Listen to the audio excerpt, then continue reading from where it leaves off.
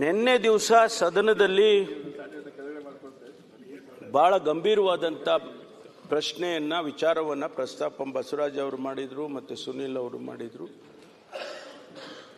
ಮಾನ್ಯ ರಾಜಣ್ಣ ಅವರು ಹೌದು ನನ್ನ ಮೇಲೆ ಇಂಥದ್ದೊಂದು ಪ್ರಯತ್ನ ನಡೆದಿದೆ ಅಂತೇಳಿ ಅವರು ಪ್ರಸ್ತಾಪ ಮಾಡಿದರು. ಮಾತನಾಡುವಾಗ ಅವ್ರು ಹೇಳಿದ್ದು ಇನ್ನೂ ಆ ಪಕ್ಷದ ಆ ಭಾಗದಲ್ಲಿರ್ತಕ್ಕಂಥ ಸದಸ್ಯರುಗಳು ಮತ್ತು ದೆಹಲಿಯಲ್ಲಿ ಕೂಡ ಅನೇಕ ಜನರು ಈ ರೀತಿ ಒಳಗಾಗಿದ್ದಾರೆ ಅಂತಕ್ಕಂಥ ಮಾತನ್ನ ಅದೇ ಹನಿ ಟ್ರ್ಯಾಪ್ ಅಂತಕ್ಕಂಥ ಹನಿ ಟ್ರ್ಯಾಪ್ ಅವ್ರು ಇಲ್ಲಿ ಬರ್ಬೇಕಾದ್ರೆ ನಿಮ್ ಚೇಂಬರ್ ಇಂದ ಮುಂಚೆ ಬಂದ್ರು ಅಂತ ನನಗೆ ಮೆಸೇಜ್ ಅದಕ್ಕಿಂತ ಮುಂಚಿತವಾಗಿ ನನ್ನ ಜೊತೆ ಮಾತಾಡಿದ್ರು. ಸರಿ, ವೆರಿ ಗುಡ್. ಅವ್ರೇನ್ ಹೇಳಿದ್ರು ಅಂದ್ರೆ ಅದೇ ಅಲ್ಲೇನ್ ಮಾತಾಡಿರ್ಲಿಲ್ಲ, ನಾನು ಕಂಪ್ಲೇಂಟ್ ಕೊಡ್ತೇನೆ ಇದಕ್ಕೊಂದು ತನಿಖೆ ಮಾಡಿಸಿ ಅಂತ ಹೇಳಿದ್ರು. ಅವ್ರು ಇನ್ನೂವರೆಗೆ ಕಂಪ್ಲೇಂಟ್ ಕೊಟ್ಟಿಲ್ಲ ಮಾನ್ಯ ಅಧ್ಯಕ್ಷರೇ. ಆ ಕಂಪ್ಲೇಂಟ್ನಲ್ಲಿ ಏನಿರುತ್ತೆ ಅನ್ನೋದು ಕೂಡ ನಮಗೇನು ಗೊತ್ತಿಲ್ಲ, ಊಹೆ ಮಾಡೋಕ್ಕಾಗಲ್ಲ. I cannot guess. ಆದ್ರಿಂದ ಸದನದಲ್ಲಿ ಹೇಳಿದ್ದಾರೆ ಸ್ವಲ್ಪ ಇರ್ರಿ, ಹೇಳೋವರೆಗೂ ಕೂತ್ಕೊಳ್ಳಿಯಪ್ಪ. ಉತ್ತರ ಕೊಡ್ಲಿ.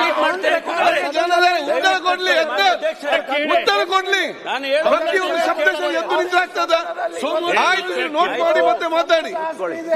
ಪ್ರತಿಯೊಂದು ಸೆಂಟೆನ್ಸ್ಗೂ ಉತ್ತರ ನೀಡುದು, ಅದಕ್ಕೆ ಕೌಂಟರ್ ಕೊಡುದು. ನೀವು ಸ್ವಲ್ಪ ಕೇಳಿ, ಅದರ ನಂತರ ಅವ್ರು ಏನಂತ ನೀವು ಮಾತಾಡಿ. ಪ್ರತಿಯೊಂದು ಕಂಪ್ಲೀಟ್ ಮಾಡ್ತೇನೆ. ಆಯ್ತು, ಕಂಪ್ಲೀಟ್ ಮಾಡ್ಲಿಕ್ಕೆ ಅವಕಾಶ ಕೊಡಿ.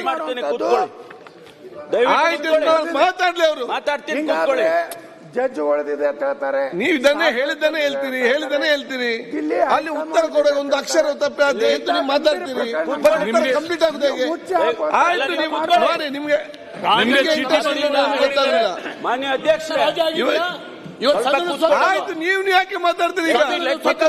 ನೀವು ಸೋಮೋಟ ತಗೊಳ್ಬೇಕಾಗಿತ್ತು.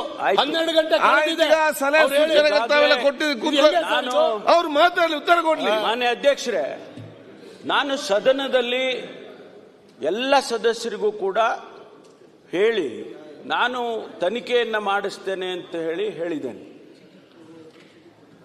ನಾನು ಕಮಿಟ್ ಆಗಿದ್ದೇನೆ, ತನಿಖೆ ಮಾಡಿಸ್ತೇನೆ ಅಂತ. ಸ್ವಲ್ಪ ಅದಕ್ಕೆ ನಾನು ಮುಖ್ಯಮಂತ್ರಿಗಳ ಜೊತೆಯಲ್ಲಿ ಚರ್ಚೆ ಮಾಡಿ ಯಾವ ಹಂತ ಉನ್ನತ ಮಟ್ಟದ ತನಿಖೆ ಅಂತ ಹೇಳಿದ್ದೇನೆ. ಆದರೆ ಜುಡಿಷಿಯರಿ ನೋಡಿ, ನಾವು ಸರ್ಕಾರ ಮಾನ್ಯ ಮುಖ್ಯಮಂತ್ರಿಗಳ ಜೊತೆಯಲ್ಲಿ ಚರ್ಚೆ ಮಾಡಿ ಯಾವ ಹಂತದಲ್ಲಿ ತನಿಖೆಯನ್ನು ಮಾಡಬೇಕು, ಯಾರಿಂದ ಮಾಡಬೇಕು, ಅದನ್ನೆಲ್ಲ ನಾವು ಚರ್ಚೆ ಮಾಡ್ತೀವಿ.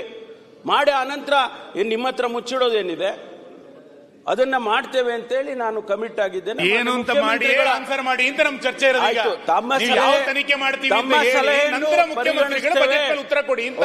ತಮ್ಮ ಸಲಹೆಯನ್ನು ಪರಿಗಣಿಸ್ತೇವೆ, ಆಗ್ಬೋದಾ?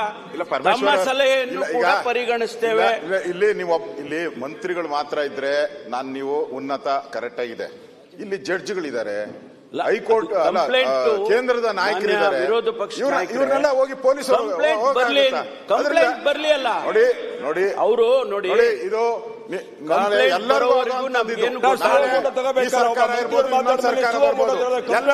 ಮುಖ್ಯಮಂತ್ರಿ ಕಂಪ್ಲೇಂಟ್ ಬರಲಿ, ವಿಚಾರ ಏನು ಅಂತ ಇಲ್ಲಿ ಮುಖ್ಯಮಂತ್ರಿಗಳು ಯಾರೋ ಆಗ್ತಾರೆ, ಸಿದ್ದರಾಮಯ್ಯನವರು ಇದ್ದಾರೆ, ನಾಳೆ ಇನ್ಯಾರೋ ಬೇರೆ ಪಾರ್ಟಿಯವರು ಆಗ್ಬೋದು. ಎಲ್ಲಾ ಮುಖ್ಯಮಂತ್ರಿಗಳ ಬೆಂಬಲಿಗರನ್ನ ಹಿಡಿದು ನೀವು ಚುಚ್ಚಿದ್ರೆ ಏನಾಗುತ್ತೆ? ಮುಖ್ಯಮಂತ್ರಿ ಹೆಂಗ್ ಕೆಲಸ ಮಾಡ್ತಾರೆ? ನಾವೆಲ್ಲರೂ ಮುಖ್ಯಮಂತ್ರಿ ಬೆಂಬಲಿಗರನ್ನೇ ನೀವು ಟಾರ್ಗೆಟ್ ಮಾಡ್ತೀರಾ. ಅದರಲ್ಲಿ ನೀವು ಹೆಣಸಕ್ ಹೋಗಬೇಡಿ. ಕೂಡ ಮುಖ್ಯಮಂತ್ರಿಗಳ ಬೆಂಬಲಿಗರೇ ನೋಡಿ. ನಾನು ವಿಡಿಯೋ ಕೊಡ್ತೀನಿ. ನಿಮ್ಮ ಮಂತ್ರಿ 130 ಗೃಹ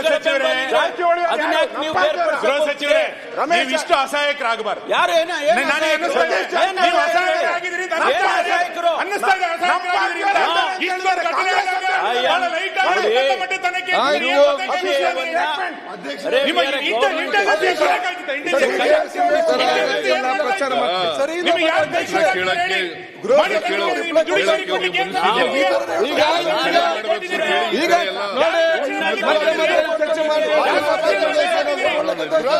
ಮುಖ್ಯಮಂತ್ರಿಗಳ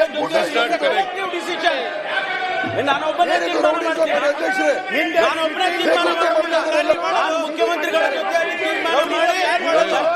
ತೀರ್ಮಾನ ಮಾಡ್ಕೊಳ್ಳಿ. ಇದು ಪರಂಪರೆ.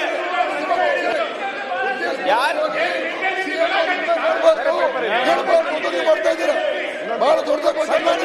ಈಗ ಉತ್ತರ ಕೊಟ್ಟಿದ್ದಾರೆ. ನಾಯಕರೇ ಉತ್ತರ ಕೊಟ್ಟಾಗಿದೆ. ಇಂಟೆಲಿಜೆನ್ಸ್ ಸಿದ್ದರಾಮಯ್ಯ ಬರೋದು ಈಗ ಅಲ್ಟಿಮೇಟ್ ಆಗಿ ಇಂಟೆನ್ಷನ್ ಬೇರೆ. ಉತ್ತರ ಮುಖ್ಯಮಂತ್ರಿಗಳು ಬಜೆಟ್ ಮೇಲೆ ಉತ್ತರ ತಗೊಳ್ಳಿ.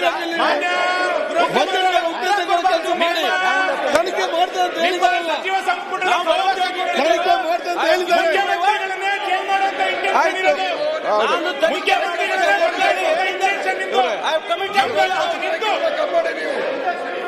ನಿಮ್ಮ ಸದಸ್ಯರು ಇಂಟೆನ್ಷನ್ ಬೇರೆ ಇದೆ ಅವ್ರದ್ದು.